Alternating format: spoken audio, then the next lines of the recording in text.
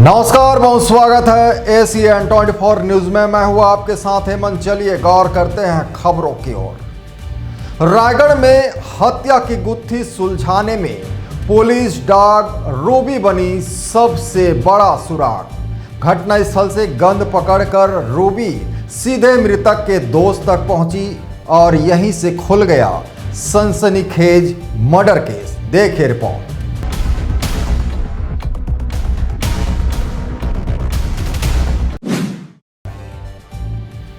रायगढ़ के लैलूंगा थाना क्षेत्र के ग्राम भकुर्रा में युवक की हत्या के मामले में पुलिस ने डॉग स्क्वाड की मदद ली। डॉग मास्टर वीरेंद्र आनंद के साथ पुलिस डॉग रूबी ने घटनास्थल से मिले सुराग के आधार पर कई लोगों के बीच से आरोपी भुवनेश्वर यादव की पहचान कर स्पष्ट कर दी। पूछताछ में आरोपी ने हत्या कबूल कर ली।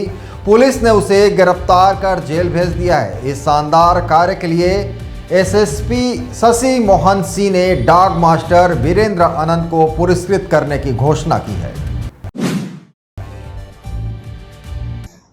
12 जुलाई को लैलूंगा पुलिस को सूचना मिली थी उसके मृतक के पिता के द्वारा कि उसके पुत्र की हत्या कर दी गई है। उसका डेड बॉडी पक्षी में मिला हुआ है। पुलिस घटनास्थल पर पहुंची और वैज्ञानिक साक्ष्य जुटाने के तहत घटनास्थल पर एक सील का पत्थर पड़ा हुआ था और वहां पर एक गमछा भी पड़ा हुआ था जो संभवतः उस हत्यारे का हो सकता था। पुलिस ने अपने डॉग स्क्वाड के हमारे रूबी नामक डॉग को लेके वहाँ पे जाया गया। जो वीरेंद्र भगत हैंडलर है उसके द्वारा उस गमछे को भी सुंघाया गया, अन्य वस्तुओं को भी सुंघाया गया। और इसके बाद पुलिस ने को ये बात पता चली कि घटना के पूर्व ये अपने कुछ दोस्तों के साथ बैठकर शराब भी पिया हुआ था। इनके सारे दोस्तों को और गाँव के अन्य लोगों को भी खड़ा किया गया और उस गमछा को सुंघाने के बाद पुलिस जो है डॉग हैंडलर के माध्यम से उस लोगों के बीच में हमारा डॉग बार बार उसी व्यक्ति के पास जाता था और इस पर पुलिस को शक हुआ। उसे थाने में लाया गया।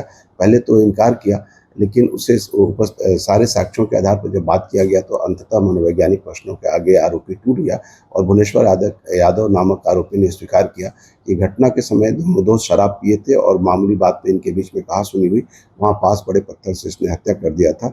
निश्चित रूप से इस हत्या के खुलासे में डॉग रूबी और उसके हैंडलर वीरेंद्र का इसमें बहुत बड़ा योगदान है, जिसमें उसे नगद इनाम भी दिया गया है। और अंततः पुलिस इसमें मामले में आरोपी को न्यायिक हिरासत में जेल भेज दिया है और मामले की विवेचना जारी है।